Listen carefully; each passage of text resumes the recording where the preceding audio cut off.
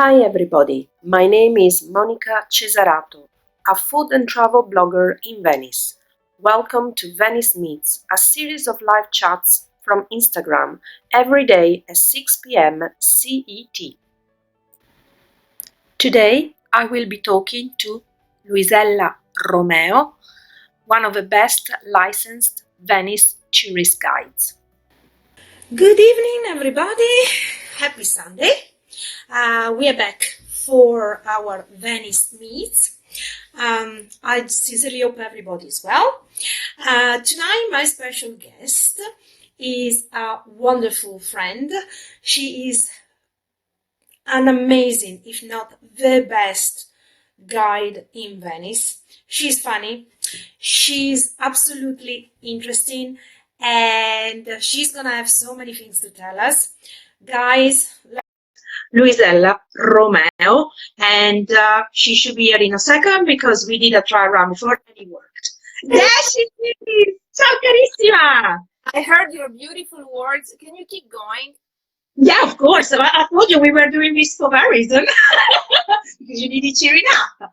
How are you guys? I was so happy to hear such nice words. I said, okay, keep going because this is what we all need. Okay, I can do this for an hour if you want. 50 euros, thank you. Much easier. Then that's much easier. So let's see if we can see you better. Oh, I love your glasses. You look so professional. You look like a teacher like that, not like a guide. So, Luisella, how are you? Should I wear my license? Should I don't know. Oh yeah, please, yeah. Just in case.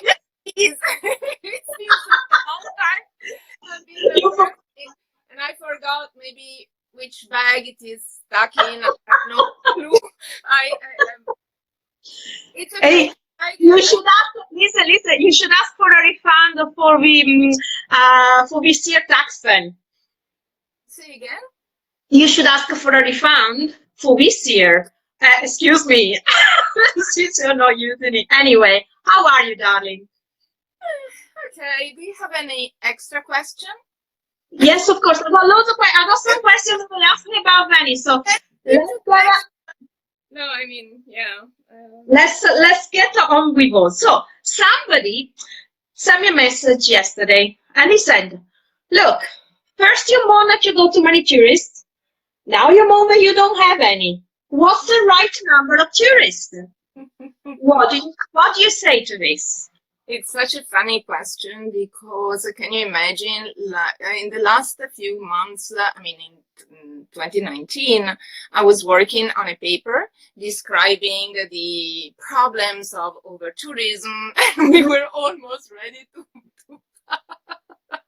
and now I said, look, maybe it's time to write something about under-tourism and say, hey, there is no over-tourism, there's the opposite right now. And I mean, can you imagine?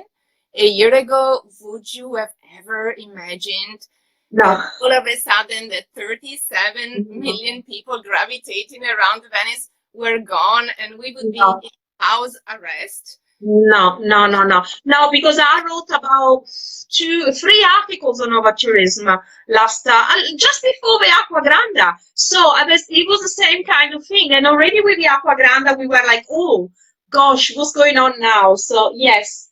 But and I was almost going to celebrate my 20th, not really birthday, but yeah, it's more believe that. But 20 years of guiding, and I was like, yay!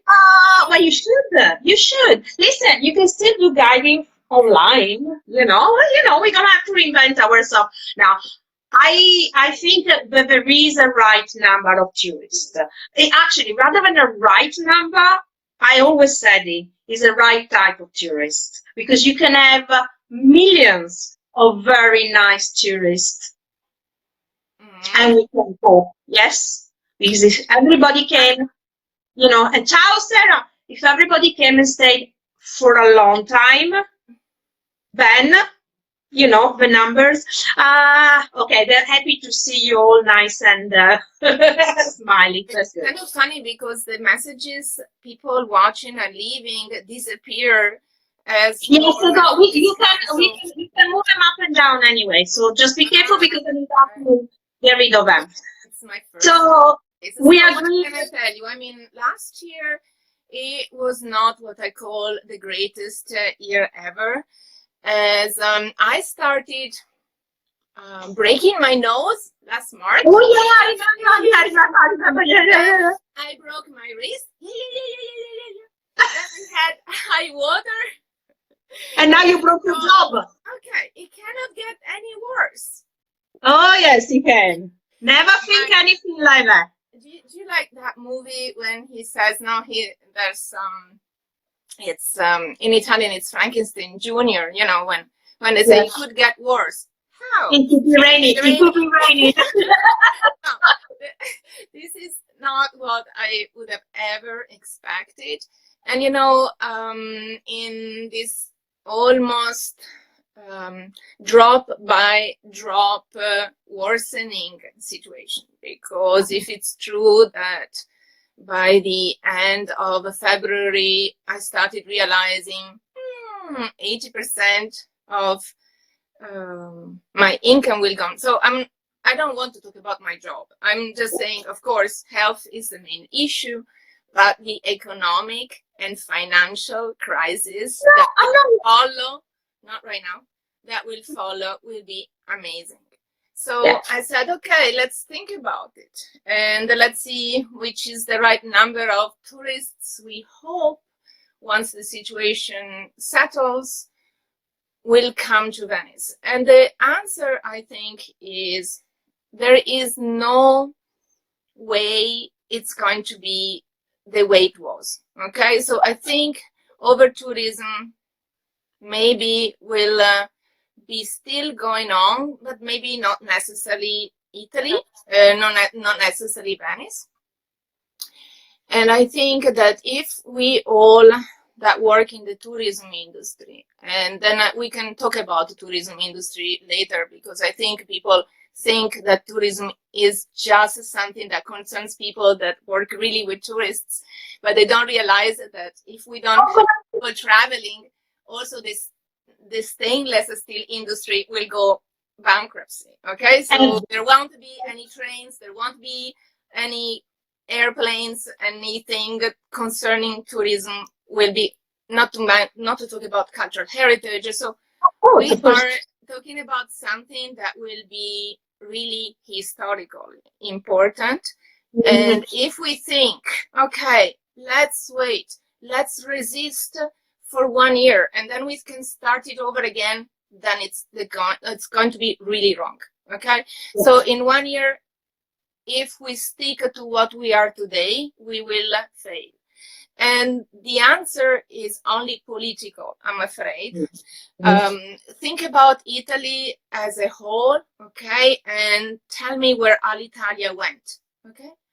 So, I mean, we are a country that should really focus on cultural heritage, but there's no team work, and there's no political answer to the people right now involved in cultural heritage that ask, what about us? And what will we be in 1 year? So this is, I think, something that says, okay, whatever we will do singly, it's going to be important. But if there is no support, and I'm not talking about financial support only, I'm saying we have to rediscuss what tourism has been like, because let's be honest, none of us wants the situation to go back to the crowds. Absolutely. So this is not an opportunity if we don't reason as a we. Okay, so if I say I, it's going to be a disaster. As unfortunately is happening right now, because everybody is only concentrating on at the moment, at the present, okay, and nobody is actually trying to, I know that it's. Sorry, the name of the lady, Annie, is Luisella Romeo. But everything will write everything up down. I think the problem right now is that the majority of people do not know how to handle the situation, because they've never been in a situation of discomfort like this, of like no having money. okay, and having to worry. So everybody's worried now.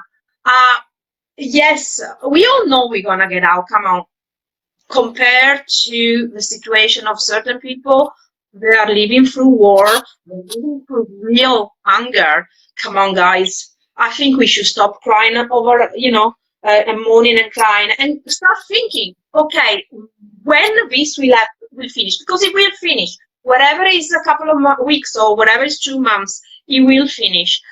How can we be positive? What can we bring out of this? What did we learn from this? And use it. But like you, I think the political situation at the moment all over the world, not just in Italy, is of people that do not have a vision of a future. Just concentrate on what they can get out today. But yes, I mean, creativity is the key. The problem is that you cannot just be creative and then think, okay, how can we attract a good tourism market to Italy and to offer what people deserve when they come here to receive? Sorry, I interrupted you, but... No. Okay. So since I always said this chapter, we want them to be positive. So let's carry on being positive. Let's not go negative, because that's not the way we are now. You or me, right, Luisella? Okay. Another question they asked me. Today you're gonna be doing your job. Okay. So you feel like you're back at work. Yes. Use your mask. Can't hear you, Bo. That's the only problem. I adore you. I knew we were gonna laugh. Okay, listen. They asked me, can you explain il ferro delle gondole, please? Can you ask? Somebody was asking to explain the gondola iron at the front of the gondola. Go on, lady. It's all yours. You mean that I have to pretend I'm giving a virtual tour of a gondola's iron? Very quick question. Go on, because I'm gonna have to ask you. Go on. I want to keep you on your toes. You haven't been working for a month. I'm sorry to disappoint people, because there is no real meaning in the shape of this piece that does not just decorate the gondola on the upper part, on the front part, but it's also part of the balance of the boat. Anyway, they say that it's like the Grand Canal. Then you have 1, 2, 3, 4, 5, 6 teeth, and they say, oh, those are the 6 districts of Venice. And the one on the other side, it's the island I'm from. I'm not sure why they don't consider it part of, anyway, the Giudecca. Then the upper part is the head of a doge. That was the state leader of Venice. Then they say that we have also the shape of the Rialto Bridge, and then there are 3 things that stick out. They say the 3 major islands of the northern lagoon of Venice, so Murano, Burano, and Torcello, but this is not true. This is how we are. We create things, and then we create the drama. We make the stories. I remember once I was visiting Roberto Tramontin, and I remember asking him, the late Tramontin, asking him about it, and he looked at me and said, that's all bullshit. It was so funny. Obviously in dialect, in Venetian dialect, but it was so funny. I was all happy because I said, oh, is this true? But no. So, oh gosh. Okay. This one is the easy part. Anyway, that was the easy part. And and so basically, if you go to the church of San Trovaso, you can find another representation of a gondola in 1628 where you have 5 teeth and not 6. So you wonder, what has that to do with the theory? So you understand that it's basically something changing throughout the centuries, and it's not a real explanation. Okay, now, history again. Put your glasses on. Can you explain everybody where the words quarantena, quarantine, comes from? I thought we talked about something funny. Yeah, that's funny. We make it funny. Don't worry, we make it funny. So I think the word comes from the number 40, which is the 40 days. That's biblical in a way to define how long you had to keep isolated from other people till you could tell, yes, I'm healthy, I'm not going to infect anyone. And Venice was, he came from Venice, right? so Venice was, if not the first, one of the first cities to understand how convenient it was to isolate in quarantine on the island of Lazzaretto Nuovo, which is not too far from the Lido Inlet, how more convenient economically it was to isolate people that were potentially sick rather than letting them in and then experience the bad effects of an epidemic event in the city. At the same time, they said, look, we still want to keep trading with other people, so we cannot just say, no thanks, we don't want you, keep away. They found a compromise, which was, as I said, isolation on the island of Lazzaretto Nuovo. See, I told you she's good. What did I? This is why you should book her now, because she's very busy. This woman, when everything finishes, is gonna be so busy. Because you know what? I keep telling everybody that they shouldn't cancel their holiday. They should just postpone it. So any tours, any experiences they book, they shouldn't ask for the money back. They should just simply postpone it. And so people like you, people like me, and all the other operators in the tourist industry, we will be here, and we know that 6 months time, a year time, we will see these clients that booked us. Do you agree? Yes, and you have no idea what I will offer in 1 year time. Ooh, okay. Oh, yes, because you got a whole new range of experiences that you just put on your website, And didn't I'm you? working on a few more. So, yeah, it's time to Can you give us let's talk about fishing in the lagoon, if anyone is interested. Then how about rowing, which I already experienced with Jeff. I don't know if Jeff is following us right now, but he was really happy to see me rowing. And that's, by the way, if you want to help the organization that is offering rowing classes in Venice, so that's Venice on Board. And we are talking about 3 young men that started restoring boats nobody wanted.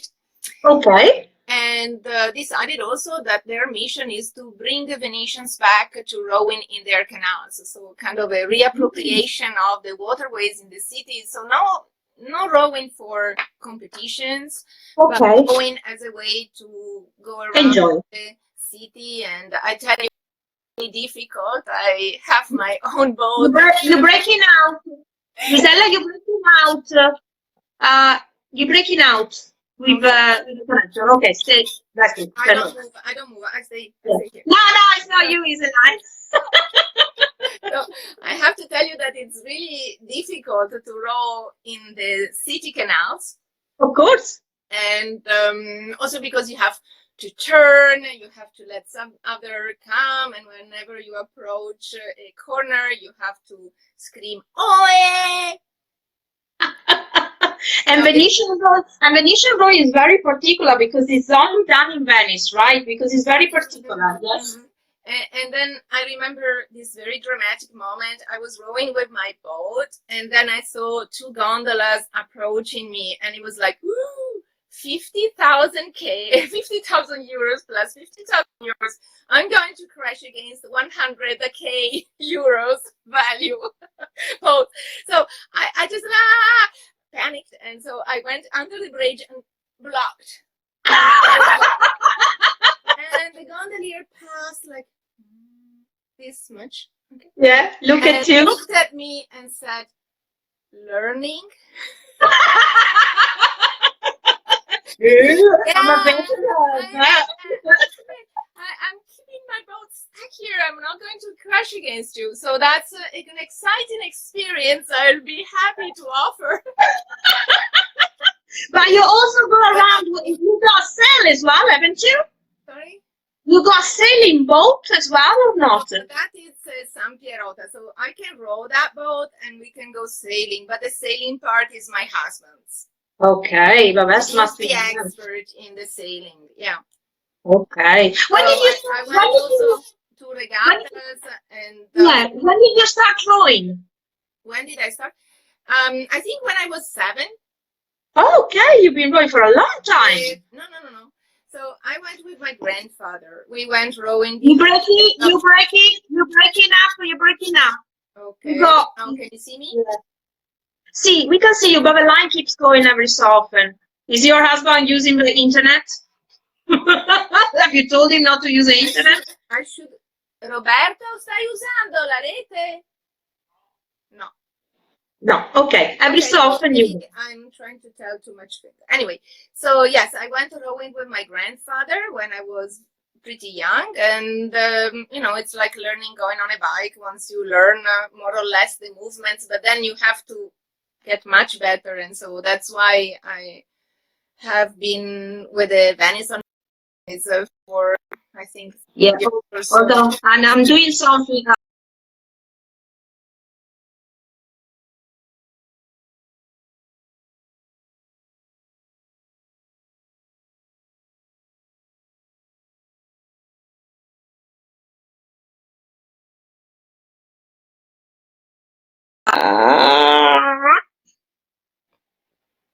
Ci sono, mi vedi? Sì. Sì, avevo dei problemi io con la connessione in questo momento. Ah, ok. Ok, ascoltami, ragazza bella. What have you brought for us today made by hand? Okay, so first of all, this necklace. This is something that a client of mine, I don't know, he's following me from Austria, from Linz, gave me as a present. He knows I love atombri necklaces. And he came here just before the lockdown. So he was really, really nice to come and to give me this present. So these are all seed beads. Okay, nice. This, and you can do that. Anyway, yeah. And this is another thing I like. I don't know if you know the guys of Materialmente. Yes, but if you want to speak about them. They do all kind of jewels, but not just, also nice compositions using different metals, whether it's brass or it's bronze or it's a silver or it's also gold. And they have a laboratory, a workshop on the island of Giudecca, but they have a little, really teeny thing by the Mercerie Street. Anyway, their name is Materialmente. Then I'm drinking some tea I got at Torrefazione Cannareggio. Okay. There should be some very fancy golden things floating, but I cannot see them. But it really tastes wonderful. And, and as you know, they do roasting of coffee beans. They do their own blends. So that's all Venetian. Yes, I'm going to be writing an article about that. I'm also wearing some trousers, but you cannot see them, that I got at the Jewish ghetto. Stand up! If you stand up, we have to see them. At the Jewish ghetto. No, you cannot see them. Anyway, there was a lovely lady, Rava was her name, and she was a tailor, and she was selling her clothing ideas, and I like these trousers, and that's it. I mean, I do a lot, but that's I think practically all of your house. Before we carry on talking, since we're in the middle of a conversation, have you got a little sign with all your social where people can contact you, your website and everything? I learned how to use now the opposite thing. Yes. No, wait, that's the wrong one. Yeah, that's it. Okay. Oh, that's perfect. Oh, look at this. Stay still. Okay, bene. So, I'm ready for you, yes? Yes. Okay, so it's Luisella Romeo, www.cvenice.it. You can find her on Facebook on Venice Tours. You can find her on Twitter and Instagram as Luisella_Romeo. And I got to say, Luisella is got a wonderful, wonderful blog.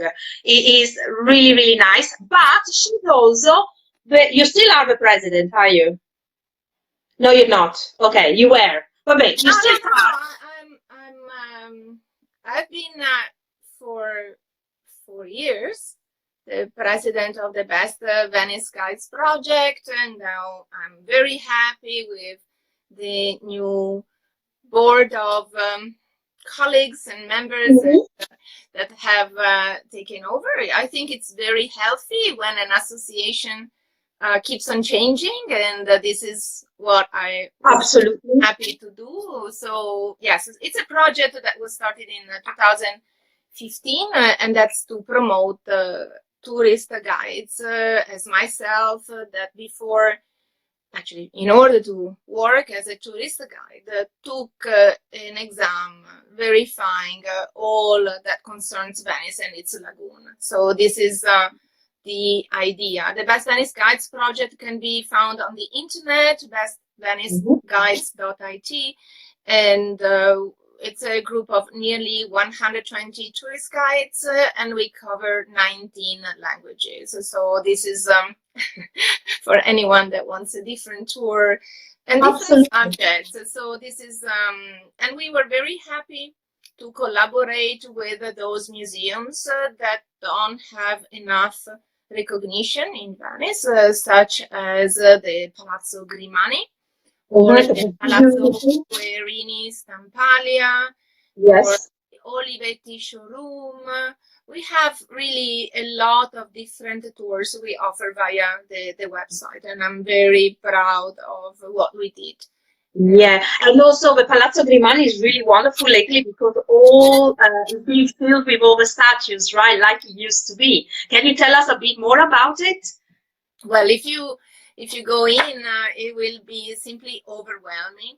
And the idea is that we are talking about basically what became the first state museum in Italy. So it's a collection that reveals on one side the need of Venice to be a new Rome, a sort of a recreation of the Roman myth.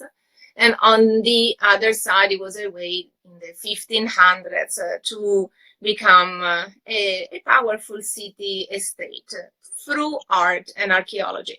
Anyway, this gives me also the opportunity to tell one thing.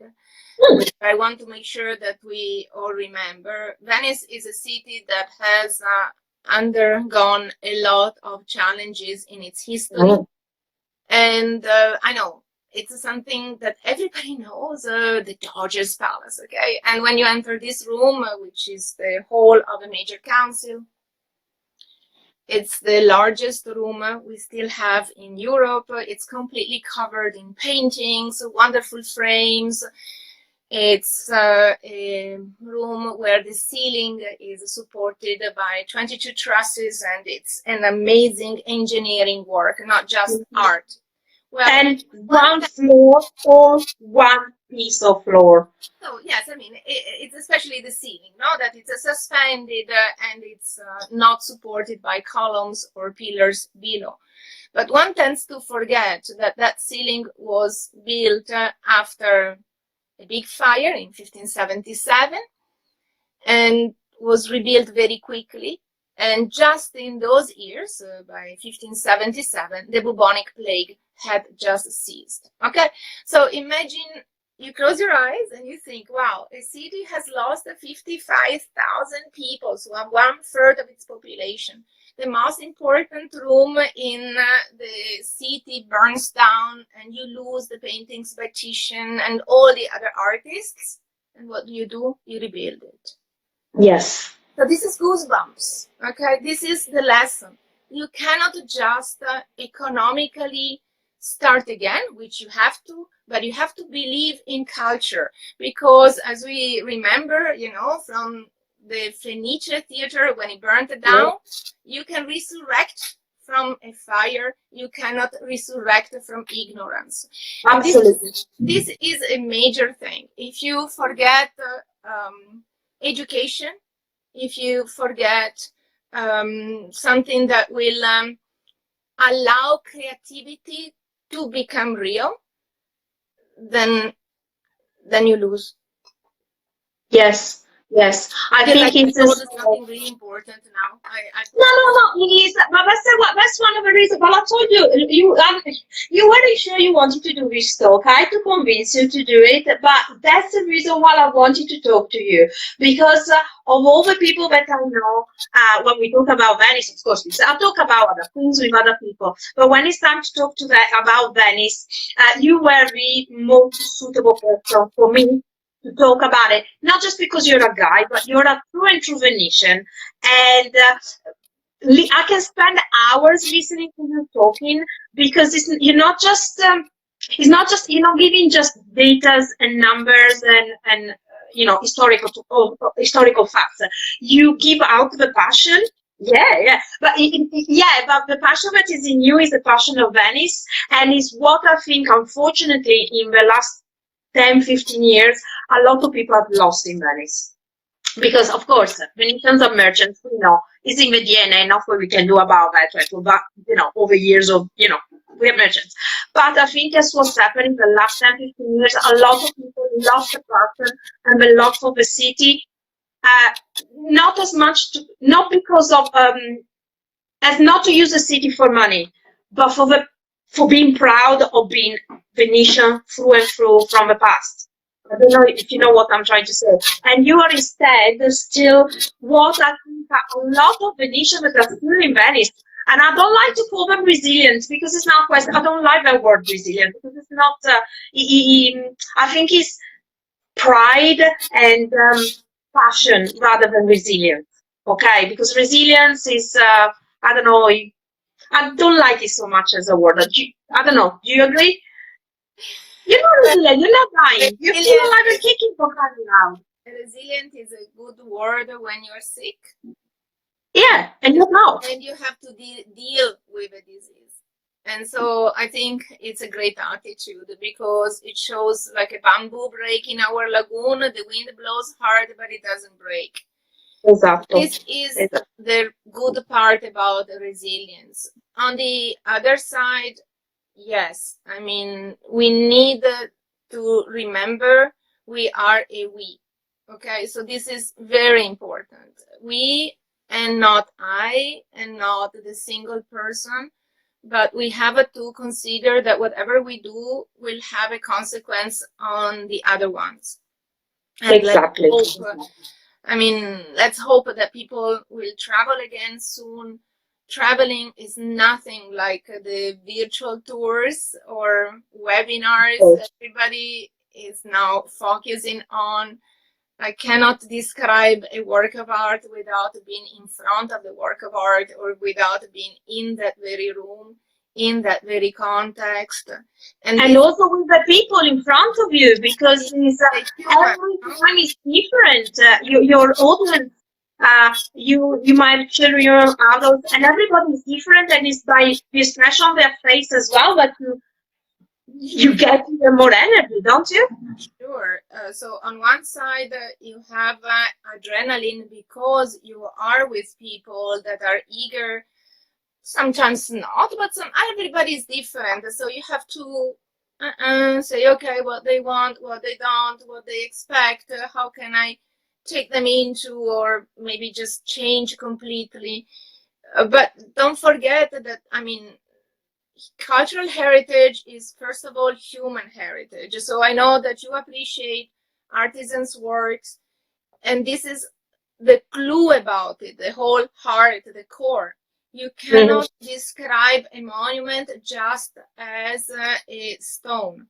You have to talk about what human context was around when that object was created. So absolutely. Traveling is to meet people, to get the human contacts. Could be bad, could be good. We cannot, everybody hopes when traveling to have a great time, and but no, you bring yourself, but you have, as they say, come back different. Yeah. Yeah, and I think sometimes the bad experiences are there anyway. They always teach you something. So, are they telling me, can you tell us some more about some of unique tours, please? So Please, please, please. my best answer is for sure to go on my website as unique tours. Yes, I can describe the new ideas I'm putting now online, but the best is to go and look. I mean, I always try my best to arrange tours that include an experience, that include an activity, that include some meeting with people from Venice. And Yes. at the same time, I like telling about history. One of my favorite tours for sure is the Jewish area, but not Yes. just in regards to what it was and what it is today. So this constant shift from the past to the present. I give tours to all museums when hopefully they reopen. I mean, guys, it's going to be a real thing, okay? I don't want even to think of how much money now those museums are losing. Well, let's not think about that. The other day when Uncle asked you to come in, I've asked you to, since we are true Venetians, and I'm a food blogger, we can't stop this without talking about food. And you said to me, I don't cook. I said, okay, fair enough, but you do it. So what recipe did Roberto suggest? So then, this is your husband that does the cooking. So, no, I have... Maybe I should do a chat with Roberto. I should say, come here. So, well, yesterday he was excellent. I mean, he went to the Rialto market and he got the soft shell crabs. Oh, yeah, the moeke. Oh, my other question. Are they still expensive now that the situation is what it is, or are they actually cheaper? I sent him to the market. And I said, okay, when you get there, let me know. But, if you find moeke, you cannot just leave them there, poor thing. Yeah, of course. No. Yes. Anyway, I have a good ability. I mean, when I open the fridge and it's absolutely empty, I can come out with something. So that's my ability. That's a very good hero ability. Yeah. Above all, right now is a perfect ability.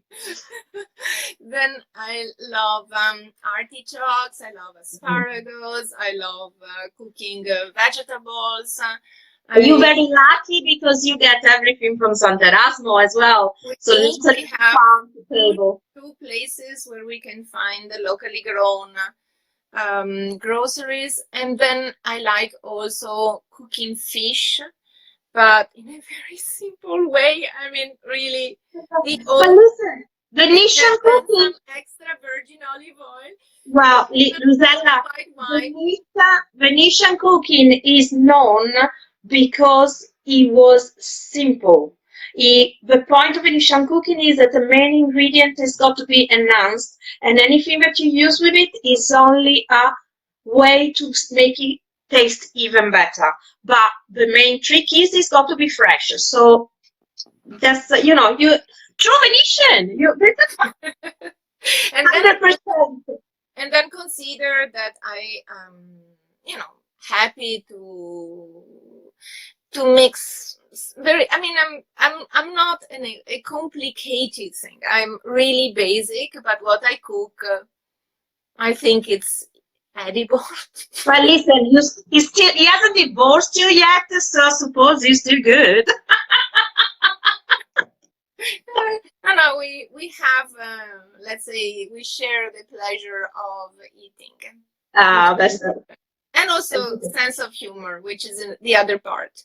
Oh my God, I think it's one of the most important things in a couple. If you don't have, I honestly don't know. You know me. I'm always laughing and joking, and if whatever is friends or whatever, I need to be with people that can have a sense of humor and can laugh at themselves, because I think there's nothing worse than people that cannot laugh at themselves. Luisella, when this is all over, if What's that? I just wanted to show you that we all need a compass. Okay. Oh, I don't need it. I know where I'm going. You know me. You know I'm totally focused, so it's no problem with that. North. So, no, north. This way. Luisella, what is the first thing you're gonna do as soon as they open the world again? What will I do? I go rowing. You go rowing. Okay. But aren't you allowed to go rowing at the moment? No?